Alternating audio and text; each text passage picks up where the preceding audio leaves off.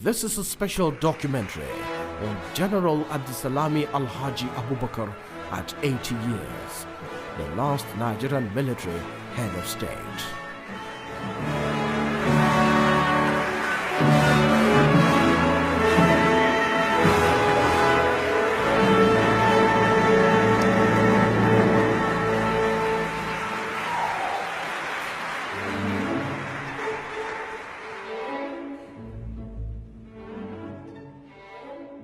Legend has it documented that the foundation of most nations with formidable might, strength, focus and direction were laid by the unrelenting hands of military generals. For instance, the United States will remember the doggedness of George Washington at the Declaration of Independence and Dwight Eisenhower for his gallantry in the Second World War. The British cannot forget the bravery of Winston Churchill in defending its lot during the Holocaust. The French still revere the code as made popular by Napoleon Bonaparte, and the Filipinos still have monuments erected for General Douglas MacArthur, the liberator of the East. These men have carved their names in the annals of time in serving God, king, and country. Nigeria's history is fraught with many tales of forbearance, determination, and bravery. From its post-independence era, when the British had encounters with traditional institutions, to the Nigerian Civil War and the return to democratic rule, several military figures have made sacrifices to pave the way for a united, formidable Nigeria. One of such figures that has carved his name on the foundational stone of Nigeria's democracy and proven to be an astute leader, a man of peace, and an officer and absolute gentleman is former military head of state, retired General Abdulsalami Abubakar. Revered as a man who stood the gap and took the national political leap into the path of democracy, retired General Abdulsalami, christened as Nigeria's last military head of state, made Nigeria cherished and admired by the global community when he handed over to a democratically elected president, an action many Nigerians had doubted would be carried out due to past disappointments in the nation's quest for democratic rule.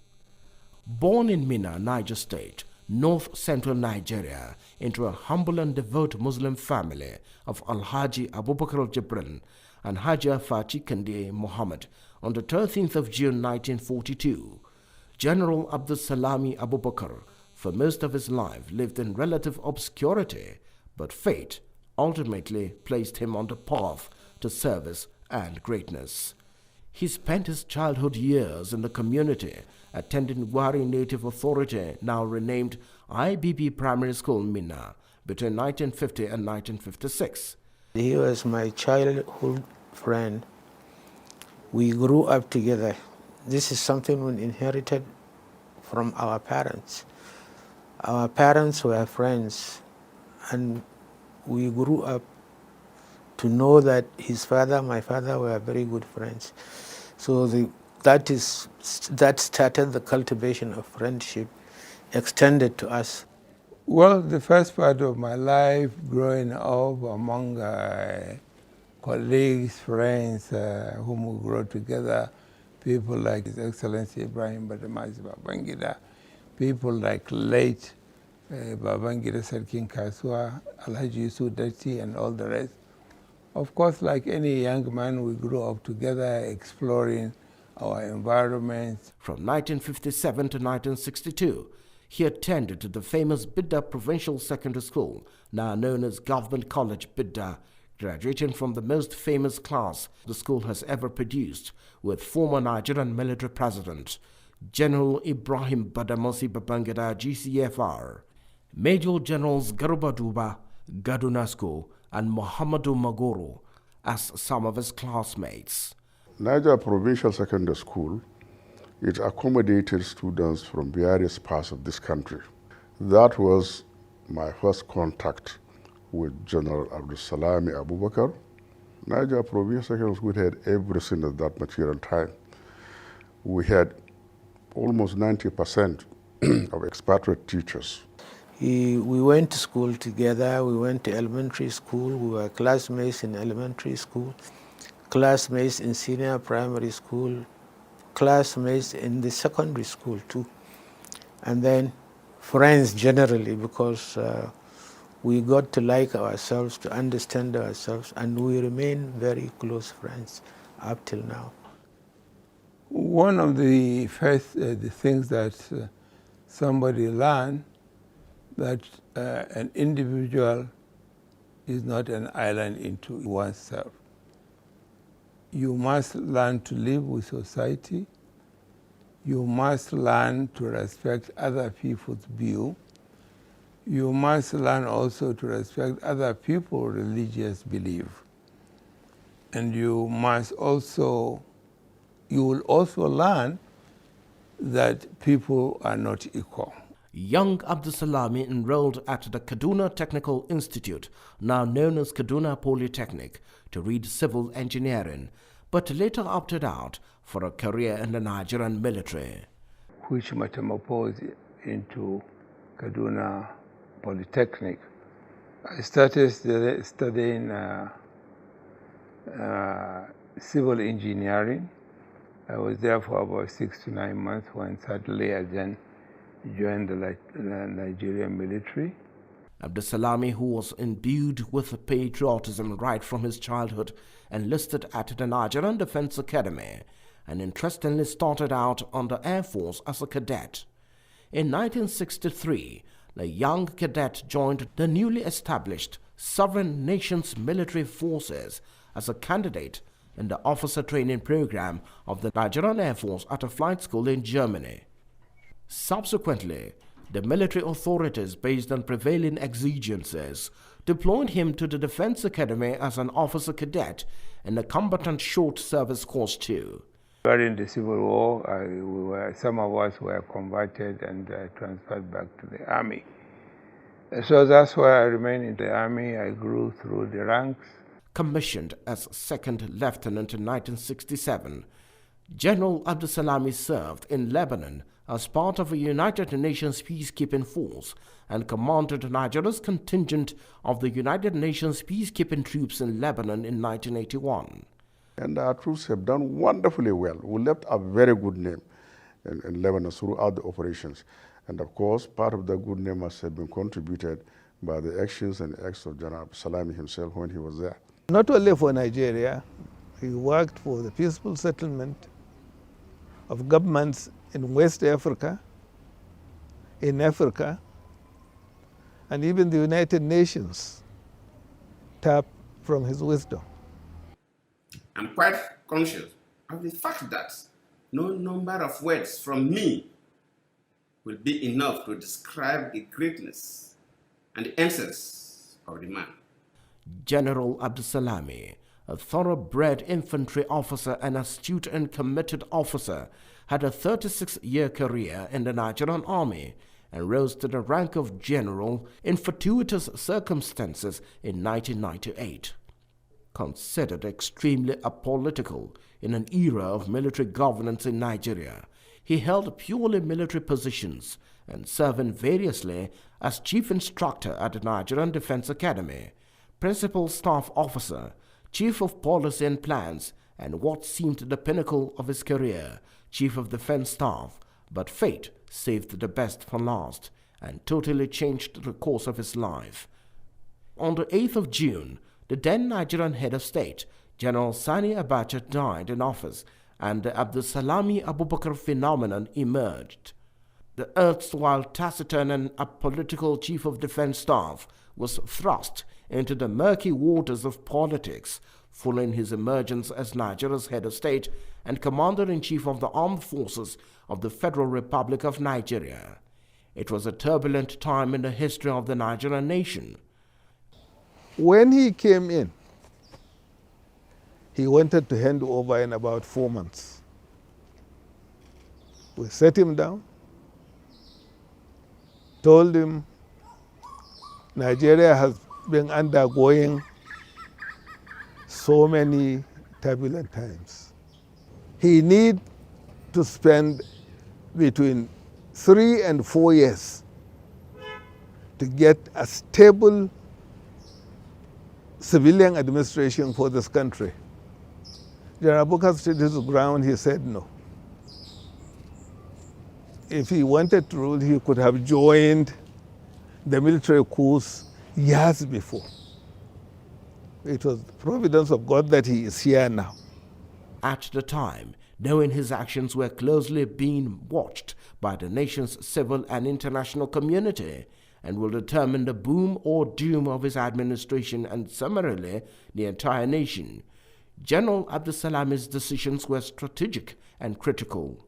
Having been sworn in like many other Nigerian military leaders, General Abdulsalami Abubakar promised to return the nation to civilian rule and established the Independent National Electoral Commission (INEC), amongst other relevant agencies that have continued to shape the developmental direction of the nation.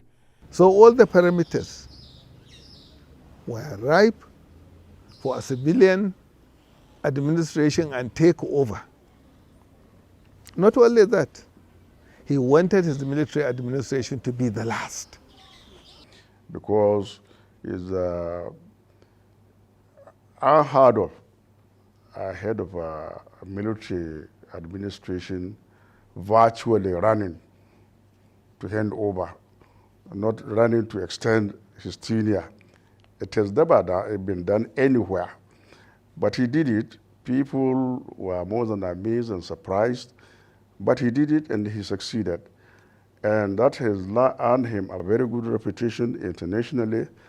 He equally dissolved the political parties the late head of state, General Sani Abacha, had established and went for multi-party elections.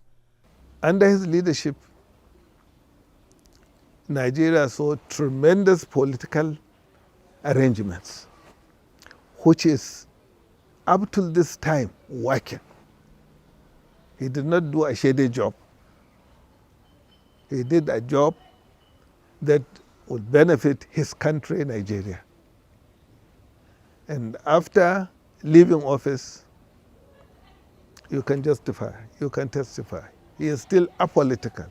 He is not interested in party politics. General Abdulsalami Abubakar has shown and continues to show that any society that will be wholesome, that will be harmonious, must have peace reigning in that community. As promised, presidential elections were held and General Olusegun Obasanjo was returned as winner. He also slated May 29, 1999 as the swearing-in date for the newly democratically elected president Olusegun Obasanjo. I, Olusegun Obasanjo, do solemnly swear of Nigeria, Commander-in-Chief of the Armed Forces. I think the fact that he successfully midwifed the transition to civilian rule, that was his crowning moment in his profession. As we celebrate a true leader in our continent, a visionary and an extraordinary man, I would like to applaud General on his role in ushering Nigeria into democracy. He left the power and has not looked back, which was unusual. In modesty and humility, General Abdulsalami subsequently returned to his country home, Minna, Niger State. I thank Allah subhanahu wa ta'ala who kept me this far. The good Lord has been very kind to me since childhood, up to the time I joined the military, and up to the time when the destiny brought me into the leadership of this country. I'm now a chairman, so you sit back and thank God and look at the life, how God has been kind to all of us, especially me. God has been very kind, and I'm thankful to him. Throughout his public career, General Abdulsalami Abubakar displayed strong personal qualities that were obviously the driving force behind his ultimate accomplishment. This singular action ensured that history will forever be kind to him and elevated General Abdulsalami Abubakar to the hallowed rank of great men who had played positive roles in building the nation. It was great, and this is all due to merit. He merited all the appointments he held during the public service. He was a very dedicated military officer, hardworking, and very, very loyal to the profession and to the nation. The world took notice of the efforts of General Abdulsalami Abubakar, both in and out of military service, and his feat has been celebrated around the world with recognitions, accolades, honors, and awards.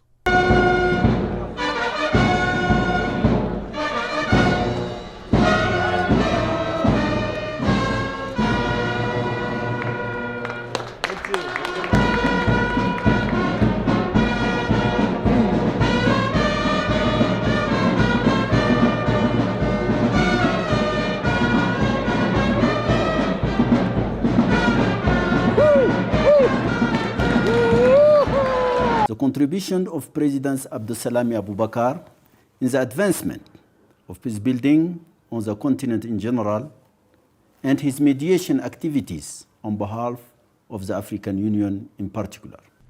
General Abdulsalami Abubakar, your contribution to Nigeria has been tremendous in the army as well as in the political sphere. My view that in him we have a true Pan-Africanist, very concerned that our continent should unite and achieve its renaissance. Here we have an outstanding and humble African leader. I therefore felicitate with General Abubakar for his relentless efforts in resolving conflicts and ensuring peaceful coexistence across Africa. An Institute for Peace and Sustainable Development Studies was established in Minna, Niger State, the Niger State capital, by the retired Nigerian Army General as a response to the need for innovative, effective and efficient Afrocentric conflict transformation and development methodologies. The institute was later renamed after the former head of state, General Abdulsalami Abubakar, GCFR, as the founder and initiator who has had first-hand experience of war, thereby knowing the value of peace. The impact cannot be measured. It's great because passing through that institute had a kind of opened my eyes to wider perspectives of conflict resolution. Taking cognizance of what is going on in this country, we need such a body, and then we need that kind of line of people who will sit up and stand up and reach out to those whom they think are involved in issues and sit down with them, discuss some things that are concerning the survival of this nation. In recognition of these efforts in fostering democracy, global peace and harmony, General Abdulsalami Abubakar is actively involved in peace-building processes in many African countries and beyond. In his years out of office, General Abdulsalami Abubakar has not only been drawn into the enviable circle of world statesmen, he is constantly consulted and referred to as an instrument of democratization. In the year 2000, he led the Commonwealth team to monitor parliamentary elections in Zimbabwe and was again in that country in 2002 in the same capacity, with much work placed on General Abdulsalami's credibility. He also served as a diplomatic envoy for Nigeria and taken up numerous charities concerned with the affairs of children and the less privileged. Behind every great man is a good woman. This has come to be exemplified in the life of General Abdulsalami Abubakar. At the home front, it has also provided more time for his devoted better half, retired Chief Judge of Niger State, Justice Fati Lami Abubakar. his children and religion, Islam. He's a sympathetic person. He accords me respect, which I think is very, very important. I see his, as a father, he loves his children. He cares about his children. He is a family man to the core, and that extends to his outside the nuclear family, to the extended family. Fati Abdulsalam, fantastic lady, quiet, unassuming, intelligent. And I'm sure the success that General Abdulsalam is enjoying today is due to the contribution, the underground contribution, subterraneous contribution that came from Fati, the wife, the mother of his children. As I age up, I keep praying for the country, for the children, for Nigeria to remain peaceful and prosperous, so that our grandchildren and children unborn will now build upon what we have done and what you will be doing. He is a wonderful dad. I do not wish for anybody else to be my dad but him, because of all the values he has given to me, the discipline, the respect he's instilled in me towards everyone, not just family members, anybody I meet on the street.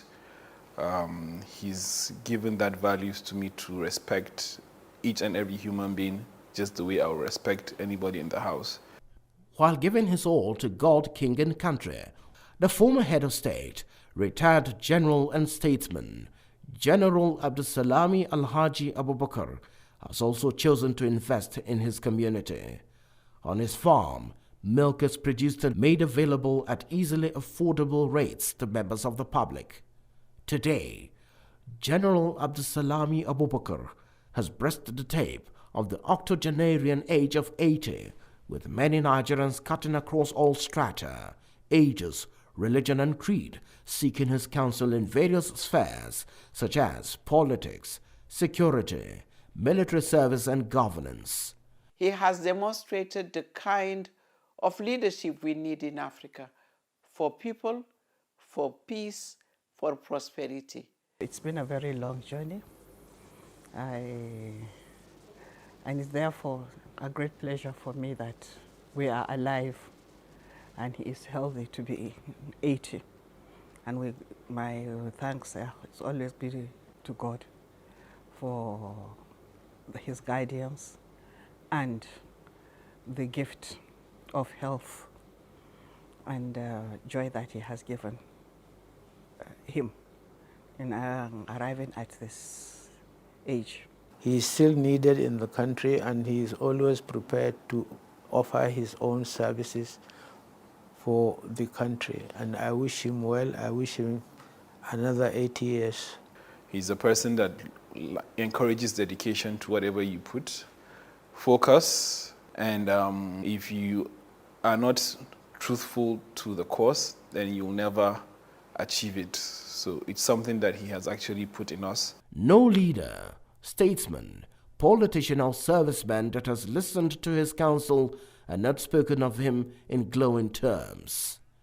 Indeed, his home state capital, Minna, Niger State, north-central Nigeria, has kept faith with him, and without doubt, the world has become his stage.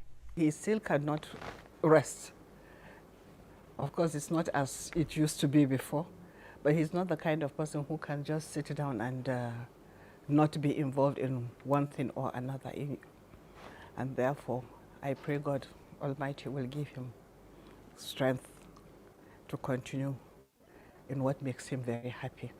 Nigeria is a blessed country in all aspects. Is it human resources, natural resources, and so on and so forth. And there is enough for everybody in Nigeria. And I'm hoping that as we proceed along, people will stop thinking about their region or their state and will be thinking about Nigeria, not their tribes or where they come from. This is my prayer for the country.